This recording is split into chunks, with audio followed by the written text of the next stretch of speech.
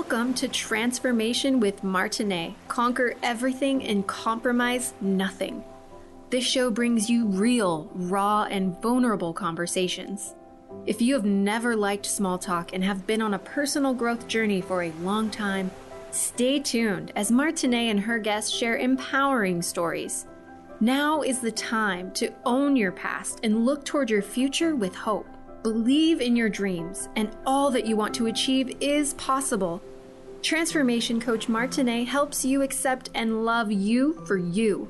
It's time to listen to your heart and tap into your unlimited potential. You have the answers you need inside. Sometimes you just need the right guide to help allow transformation to happen. Transformation with Martine starts now.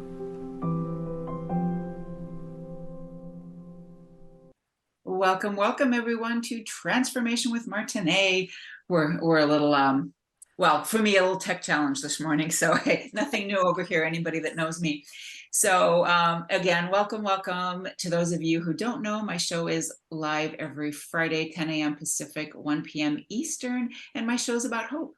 Everybody that I invite on my show has a story of hope and resilience and overcoming, and that's what we talk about here. And we just have real, raw, vulnerable conversations, and we have a good time with it, even when stories can be a little bit more touchy, or however you want to say that. So for today, my guest is very special anyway. She's part of my community, and her story, it's interesting. I was telling my coach this morning, it's a bit, even though I tell my story all the time, and those of you who are regular listeners, you know my story, and I was molested by 3 different men before age 9.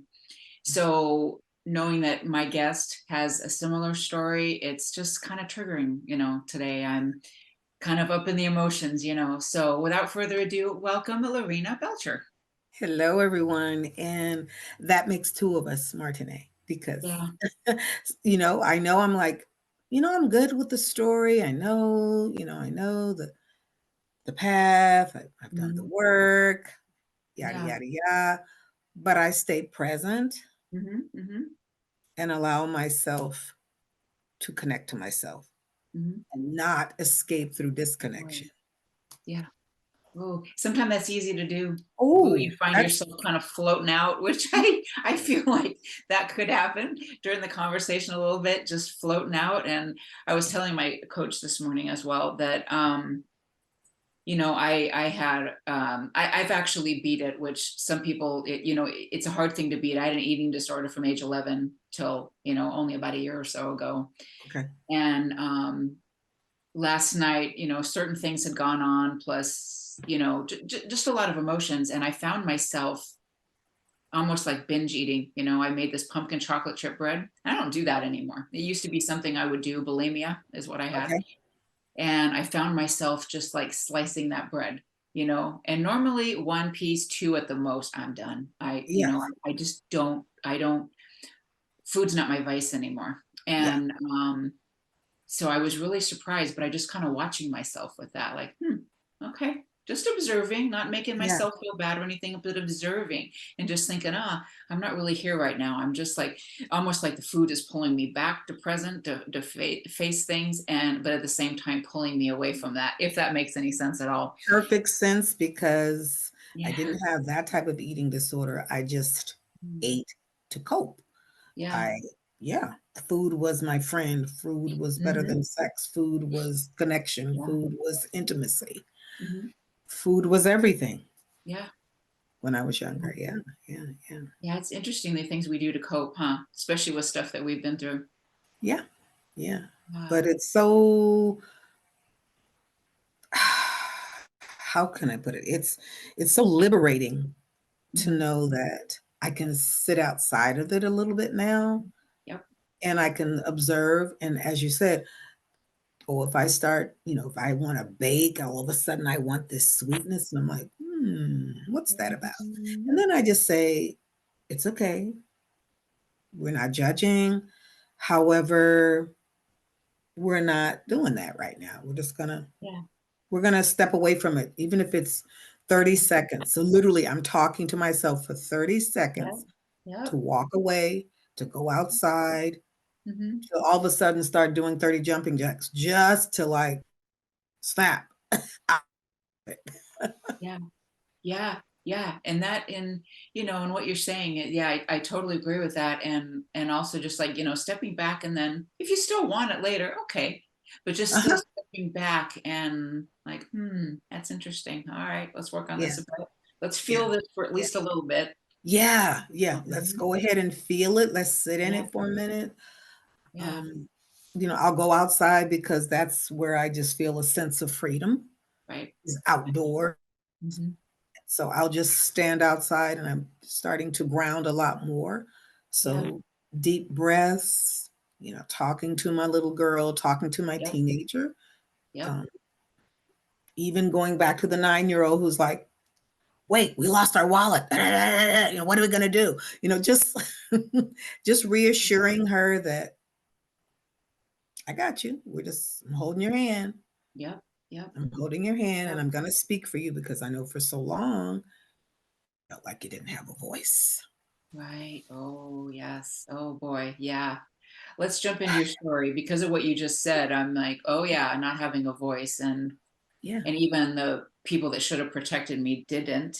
Uh-huh. Uh-huh. And yeah, I was even like saying this morning how I had a guest on my show. Her name is Nancy Reed. A couple of months ago, and she said that she always had to, like, she couldn't be okay unless everybody else around her was okay. Mm. And she was talking more about a child that she had a if I'm remembering this right. If I'm not, Nancy, forgive me if you're listening. Um, it was like she had a premonition of having a baby girl, and that she was going to lose the baby, but she had to sacrifice herself. And of course, she'd sacrifice herself for her child to live. And then Sure. when she actually did have a baby, the same thing happened. She was Wow. going to die.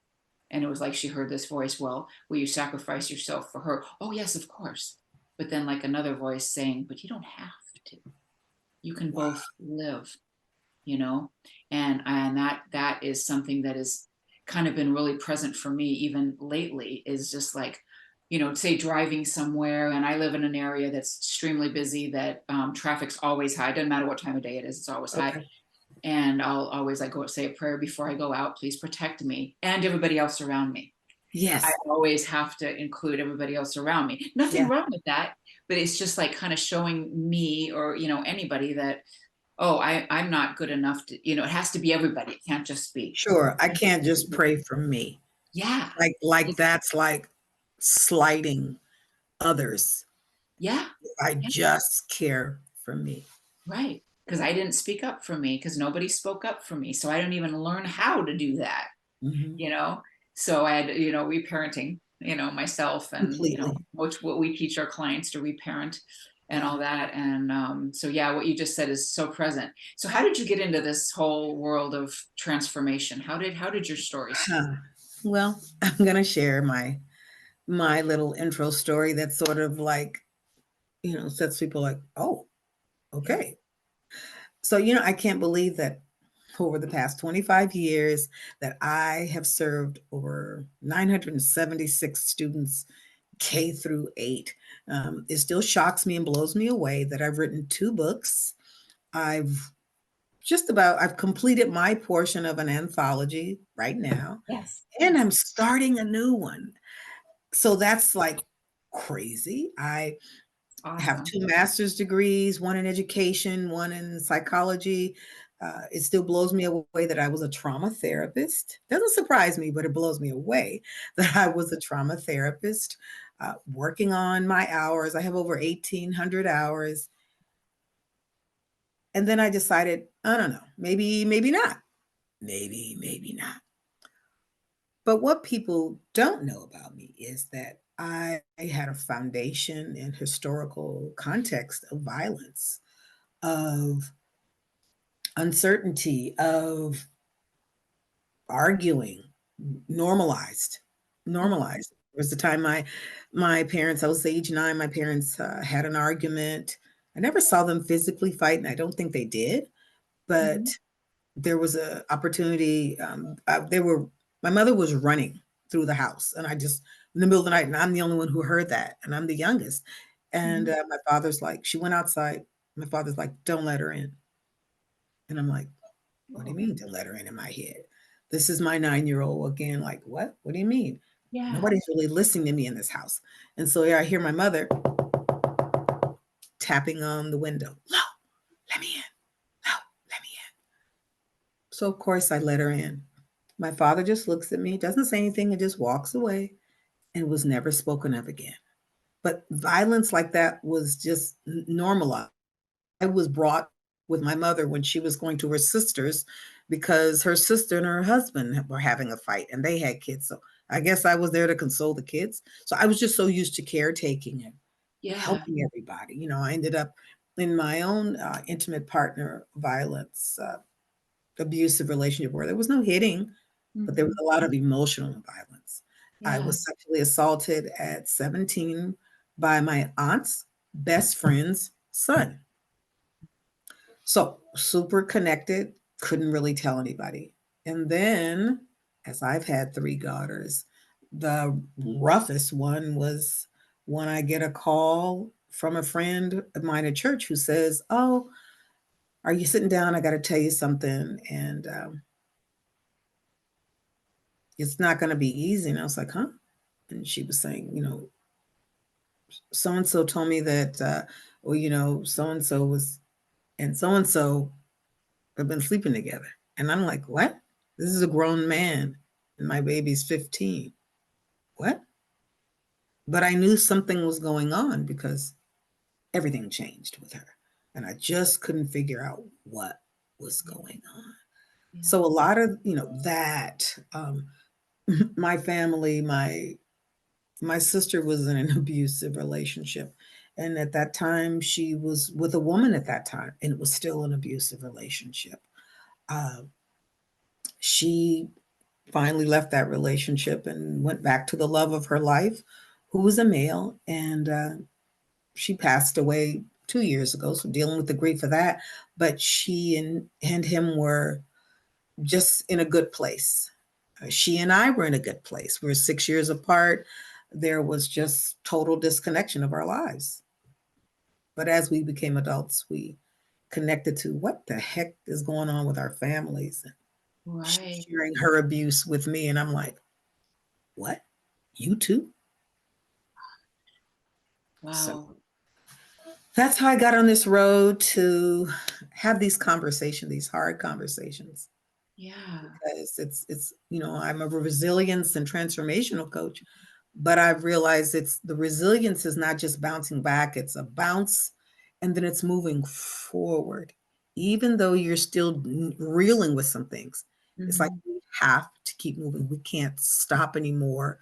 We can't stay in victimhood anymore.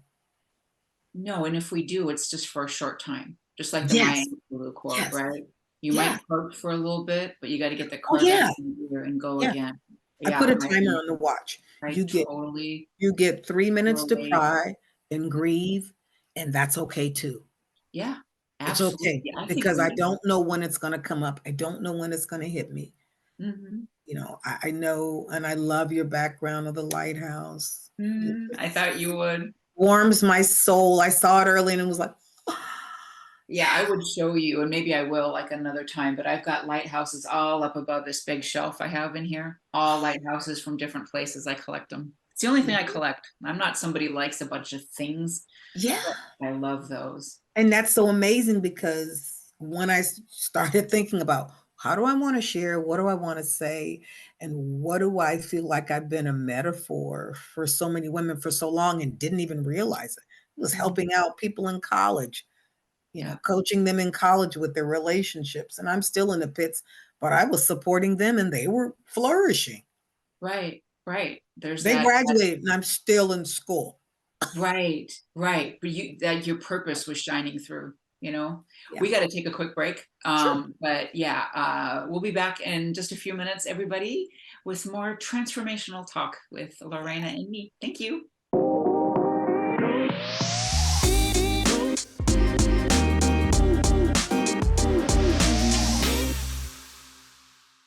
Welcome back, everyone, to Transformation with Martine, where we conquer everything and compromise nothing. My guest today is Lorena Belcher, and we've been talking about Oh, well, transformation and sitting in things when it's uncomfortable. And maybe we don't sit there for too long, but we take some time to feel the emotion and then we get going. We put that car in park again or out of park again and we get going. We start driving.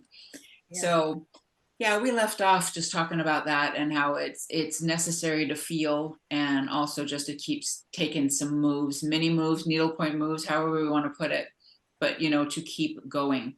So you're a very accomplished person, Lorena, and you have been like even like in healing your family and finding out that things were happening to your siblings as well and you didn't even know that.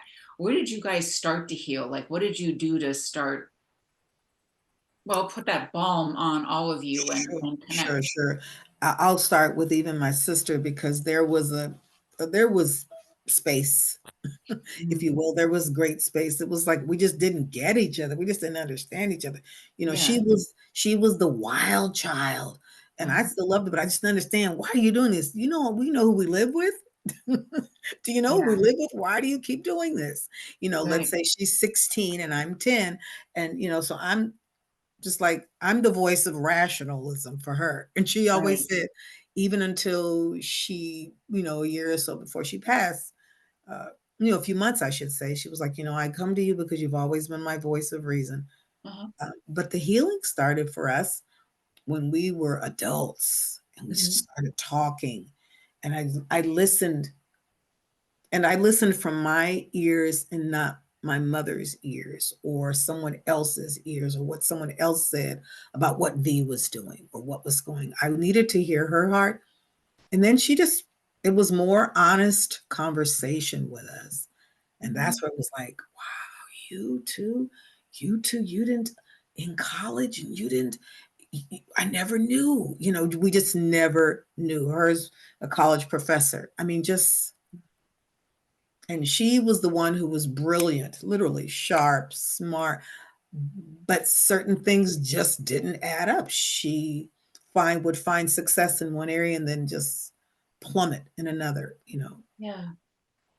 substance use, alcohol, marijuana, whatever. I mean, I had my fair share of alcohol, a tad with marijuana, and then I was just tired of being sick, and so food became Right.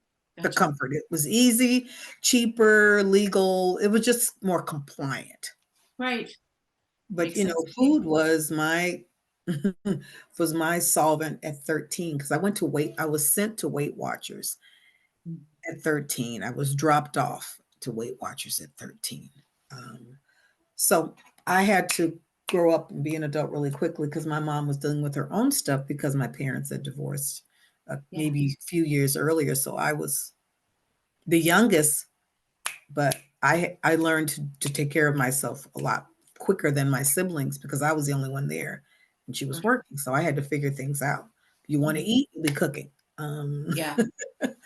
because Yeah. she's working. And yeah, your brother went off to the Navy, so now it's just you. Your sister's in college, so now it's just you. Yeah. So, yeah.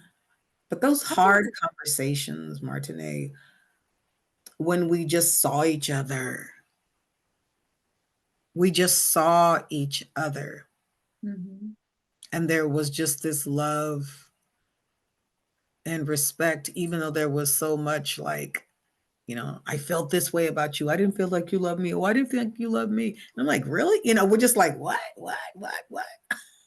Yeah. It's interesting. Like stuff going on in the same house and you don't know. Like, do you think that you kind of put blinders on and just did your thing, or do you think all of you did that, or you just really just didn't see each I, other? I, I, I think we were just so like everybody was disconnected because nobody wanted to talk about it. Nobody had conversations about, oh, other than, we're getting a divorce and we have to move. In my head, I was like, God, I really wish this arguing would just stop. And Yeah. then, that's when my parents were like, we're separating and we're probably divorcing. And I didn't quite understand what that meant. I was sixth grade, but I was like, so he's moving out. We're all moving out of this house and we're Mhm. no longer living together. Yeah, I want the arguing to stop, but oh wow, what is that going to mean? So all of that, the financial craziness started because my mother was, you know, stay-at-home mom for the most part. She worked when she felt like it. My dad was the breadwinner. Right. And so although he may have offered support, it was nothing like my mother having to hit it. And that was Yeah. shock to her system. So everybody was so like into their own world. So you kind of fend for yourself. You figured things out for yourself. Yeah. And then nobody ever really talked. My brother went to the Navy. Those are years lost. My sister was 6 years older. She was away in college. We just didn't have that same connection because I'm in Right. middle school. You know, you're getting ready to go to college and I'm in ninth grade and you're like, I'm just like, wow, I Yeah. don't even connect to your world. Mhm. Yeah, the It's age difference, that's something because I remember with my siblings too, my brother was about 3.5 years younger than me, and my sister was 7 years younger than me. So okay. my brother saw things like Mhm. I was pretty physically abused, and Okay. he saw that stuff. And for some reason, I was my dad's target. I'm the one who got it. Okay. But he saw that, he witnessed it, where my sister, even until the day she passed, she really didn't understand, what dad did. Mm. It just, Uh-huh. it wasn't anything. So that's why I asked you that, like if anybody noticed what was going on. But I thought, well, 7 years younger, she was the baby. She probably didn't see stuff like my brother Yeah. did, Yeah. you know? I would say the same for So my yeah. my sister, that she Mhm. saw things that I didn't. So she Yeah. was irritated and angry and I was like, why is she always so angry? Mhm. But Yeah. I get it from, I'm as adults, I'm like, okay. And she was doted over for the most part because she was considered just so brilliant, so smart, and so capable. And she would lead the children. And, there was, I could see friction between the two of them when, my mother felt less than her, and my sister felt smarter than my mother and kind of Yeah. capitalized. And, my dad doted over her and, grandparents. So, yeah. Yeah. Hmm. It's interesting.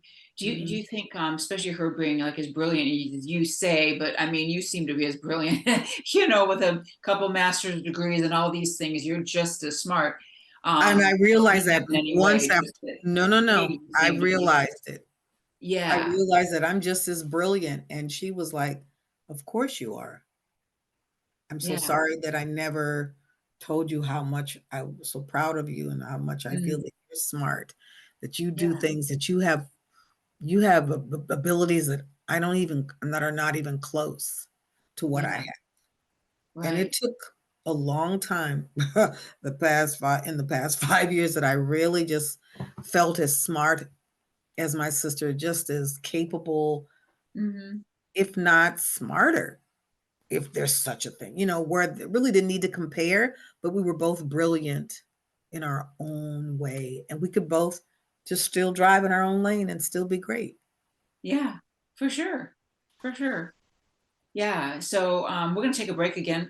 But do you think that, for when we come back, do you think that because of everything that was going on in your family, and I'm thinking of a colleague right now that's a colleague to both of us, I'm not going to say her name, Sure. but she was just achieve, achieve, achieve, overachieve, overachieve, everything. So daddy is happy with me. Do you think that you guys did that too? I think Like so. I think just did as so. much as you could for that Yes. approval? Yes. Yes. Just as much as we could. And for me, it took to the point where, okay, I'm gonna go for the PhD. And my daughter, who has a PhD, Hmm. is telling me, why are you worrying about that? You're amazing. You're brilliant. You don't need anything else. You Yeah. don't need anything else. So think about what your why is. And I was like, ooh, from Yeah, the that mouth that of just speaks babes. volume to me right there. And your daughter's very smart too. Like, Yeah. what are And you she's avoiding by? counseling psychology PhD. Yeah, yeah. All the stuff that she saw, the numerous times that I left my husband before I finally left my ex-husband, you know, Mhm. the numerous times. Yeah, yeah. Mhm. always trying to do something more, either to avoid something else or just trying to be enough. It was the enough, Martine. It's what? It was the enough. Yeah. Am I enough? Relate. Oh, always questioning. Yeah. Will this be enough? Will this be enough? And it was like, you're just chasing it all. Yeah. What if you get this? And that's what about the core of you? Because that's just another piece of paper, another set of letters. So, yep. Yeah. I get it. I fully get it. We're going to take a break again for a moment, and we'll be right back with more good talk here. See y'all in a few.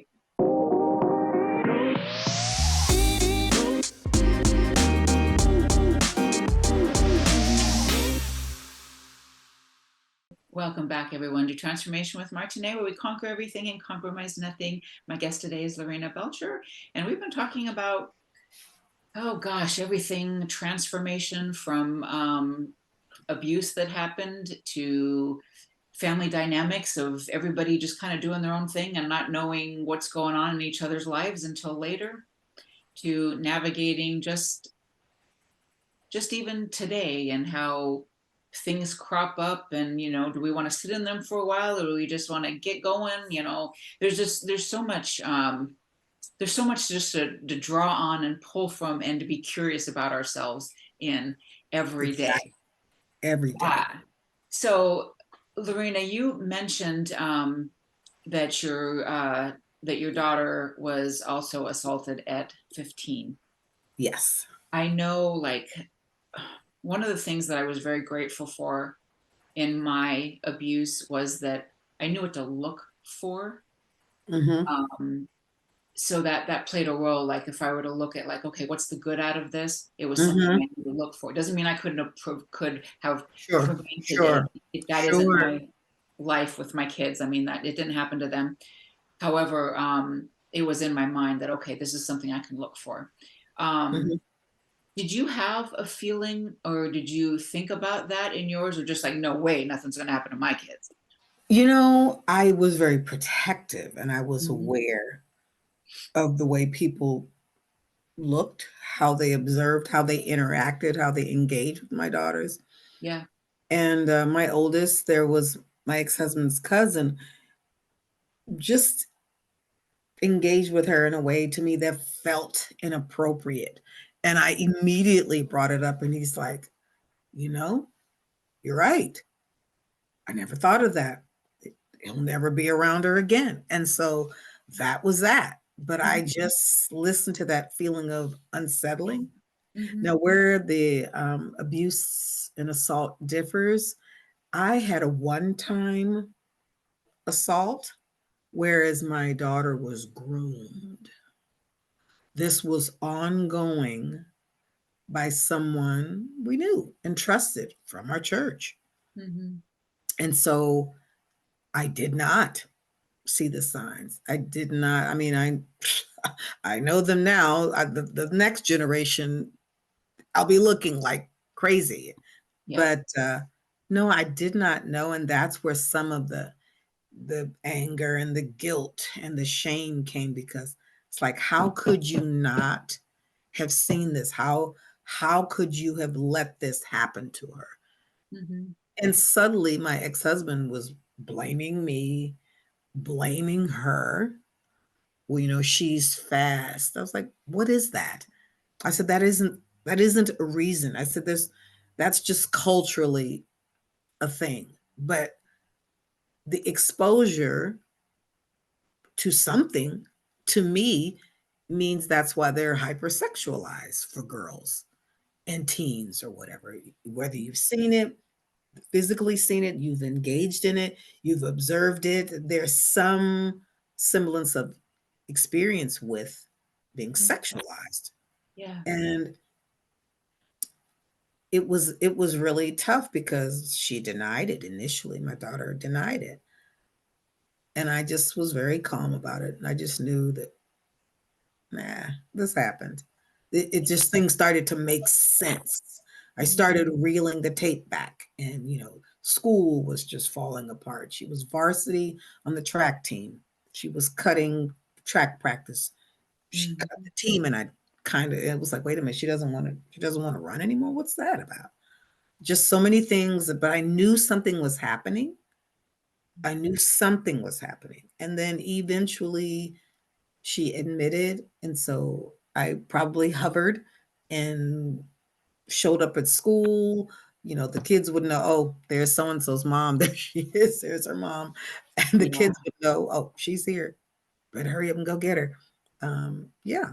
And even to the point where I followed her one day and I found that I guess she was still engaging. And so that was super difficult until we just had some conversations that, this person does not love you. You're not a grown woman, and this person is grown. This man is grown and has been married, has a wife, still married. That it just blew my mind, first of all. And then because I didn't report mine, I was adamant that at some point in time that she needed to report. Did not matter if we solved it. It just meant that it happened to me. It happened. And of course, the litigation didn't really go anywhere. It turns out a he said, she said situation. So no district attorney was picking up the case or anything. And mind you, I was a police officer for the city of Los Angeles for a few years too. So I had all this crazy background and stuff. That just was like, oh, this isn't going to happen again. This isn't going to happen again. And then, my daughter and I, our relationship was just awkward. She was a rebellious teenager, which can be typical. But for the reasons that were just very different reasons, she was running away. Just all of these things. And I was like, there's something going on. And then as she did, tell me, there was a lot of shame on her side, a lot of guilt that she still carries to this day. A lot of guilt that how could I let this happen? Just so many things that I don't have that guilt now. However, I'm aware of my responsibility as being present in a child's life. So I still say that I could have been more responsible as a parent, but I don't carry this anvil of shame and guilt anymore. At the time, I was navigating my own. So I was checked out, likely disconnected to everybody in that way, as far as intimacy. And so it took some time for us to build our relationship. She was dealing with not feeling enough comparably to her sisters, so that they were smarter. They got the attention, just so many different things, or that I loved them because they were smarter and that I valued them because they were smarter. And it was difficult to convince her even after, going away to school. She went away to college. She finished high school, but it was a stretch to finish high school, but she went away to college. And I was like, okay, maybe she's doing this because of me. Does she really want this? And so it was a challenge because she ended up coming home sick though. But I believe all these autoimmune disorders, all that stuff that over the past, 10 years, 10 or 12 years, it's all this stuck trauma and things that I learned that had happened, even more things that had happened. Staying out late, me sitting up wondering what time is she getting home? It's almost 1:30. Is she okay? Do I call the police? Do I not? Just all these things running through my head. Yet she's made it home. But there was a time when I got close to her and she jumped. And I was like, wow. I just knew something else had happened. Yeah. It wasn't like, oh, I was gonna jack you up, hit you, or anything. We had argued, but I'd never put my hands on her, and I wasn't even angry with her anymore. I was just wanting her to be safe then. Mhm. So it took some time, a lot of time, because she became rageful, and it was mirroring my ex-husband. Mhm. And so that I retreated because I felt like I was going through that again. And I was like, I'm not going to deal with that with a child or a husband or anyone else. And so it took a lot of hearing her and then just, okay, nobody can talk. We're not in a place to hear each other. Right. Right. Therapy, lots of therapy for me, therapy for her, therapy for us, so we could figure out how to connect again and understand and hear each other. Yeah. Mm. So it's a lot to navigate your own and then hear your child without feeling triggered because you're dealing with the stuff back here from the past. And you're like, wait, this is like resurfacing. This Yeah. is like a replay of this same trauma. I can't do it. Somebody's got to go. And it was like, I can't kick her out, but I can't live with her either. Something's got to go. It was a tough time for us. Yeah. Yeah. It's interesting just doing the work that we do as well too, because I had a client that I was mentoring not that long ago, and it was like, okay, I have trauma, my daughter has trauma, and now I'm coaching people with trauma. This is something I got to heal. So that was something that was worked on, for her. And I related that, I can relate to that myself. And one thing that I just want to say with everything that you just said too, that, for anybody else that's navigating this or who has been through any type of sexual trauma or whatever, you don't often know who those people can look like. The first two people that molested me were clergymen. One was a deacon, and the third one was a cop. You don't know what someone's going to look like. It's not somebody you think that looks like, oh, yeah, he's a bad guy. Yeah, well, these guys were not classified as bad guys. I mean, they were the good ones, Nope. right? You never know what Yep. you're going to look, who is going to hurt you or whatever the case. And I know you mentioned shame and guilt. I had that. And I also had the sense of just being dirty, Mm-hmm.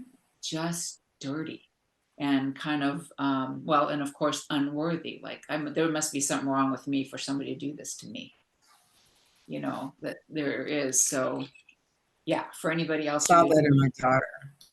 I saw that that in my would, daughter yeah, so much.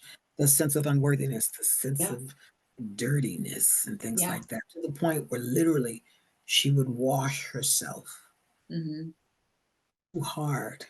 yeah, And I was like, just to be gentle with yourself was yeah, like, you're not worthy of even being gentle with yourself. yeah, yeah, yeah. So yeah, Um, it's amazing. And like you say, there's no profile per se. mhm, mhm. Look like, you know, just the sweetest person next door. And with children, it's just I'm super mindful because as an educator, I was a mandated reporter, and I just had this radar. I would know, oh my God, this one's been touched. Because what are the stats? 1 in 3. It's almost 1 in 2. Okay. Oh, yeah. I was like, you sure about that 1 in 3 women? Just three, you put 3 women, or even, 1 in 6 boys. Mhm. So Yeah. I'm looking in my classroom like taking a deep breath every year. Curriculum was great, but more than anything, I wanted my kids to be in a safe space and to know Mhm. their value, Yeah. that they mattered, and that's what I want for my own children. It was like, I don't care what you do. I just want you to know that you matter, that you are valuable, and to do the work as hard and messy as it is. We still have to do the work. I said, it's still messy for me sometimes. times. Yeah. Yeah. And we just can't, when my two younger daughters are dealing with chronic illnesses. And I still say a lot of that manifested from so much trauma as a child, watching it. I was fortunate, truthfully, that my children weren't taken from me, if I'm being perfectly honest, because technically your children can be removed when they witness domestic violence. And like I say, it was my ex-husband. I didn't forget what I used to do. So I guess there wasn't this, I'm going to physically assault you or physically hurt you, but I'm going to emotionally and verbally just, slice and dice you. He got close to me once, Martine, and I just took a finger and click. And that was just instinctual, that in my head, I went back to no one's ever going to hurt me again. If it meant being in a body bag, no one is going to hurt me again, physically, emotionally, sexually. And, it's impacted my relationships. Yeah. I relate to that one. Either I over trust you, I trust you too, I give you too much leeway, or my God, I'm not even respecting myself, or stay away from me. I'm just like literally getting up and running from people. So it's been, about 5 years that I've felt safe in my own skin. Right. Yeah. There's a lot to be said for safety in your own body. Completely, because I've made everyone in the world feel safe. Every partner, every lover, you've been safe. But I never felt safe. Yeah. And so, just really having those conversations with my daughters. We have very open conversation. My first book that I wrote, I was in therapy, but right after my divorce, and my kids was like, well, you know what? We're moving back to LA. We're all getting debriefed. We're going into, they were mad. They didn't want to, but I was like, I have a choice. They were like, now they're like, I was really glad you really did that, because I said, I knew I don't need to be your friend right now. But in my individual therapy, I was writing my book, and it was a memoir basically of where I thought I started to feel pain, or what I sensed was a moment that just changed the trajectory of my life. And that was my sexual assault. So I chronicled my life and all the foolishness that went after it, college life, the craziness, the ridiculous relationships, the just feeling unsafe with myself, the anxiety, the self that was lost, the diminished self-esteem, the diminished self-image. I never felt enough, never felt pretty enough, never felt smart enough. So it was just like this roller coaster. And now it's like, you're lucky to have me, bub. Yeah. Yeah. You're lucky to have me. It is a ride. And I have a feeling you probably feel the same way as I do, that it was worth it though. It was worth it. How could we do what we do if we hadn't gone through what we have? Yeah. Yeah. Yeah. The hardest part right now is dealing with my target market, or my market audience of moms who are navigated their own trauma, and then they come to the realization of their daughter's abuse. Yeah. And so, that's a tricky place to be. It's a slippery slope. It's not an easy marketing, hey, nobody's willing to come like that. But the more I am transparent with the walk with my daughter, the journey with her, our journey of healing, then I know that there are people out there that I'm going to serve, I'm going to impact, and that need a safe place. And to see, oh wow, if she did it, then I can do it. And that's what it's all about for me. Oh yeah, and your right people will be there.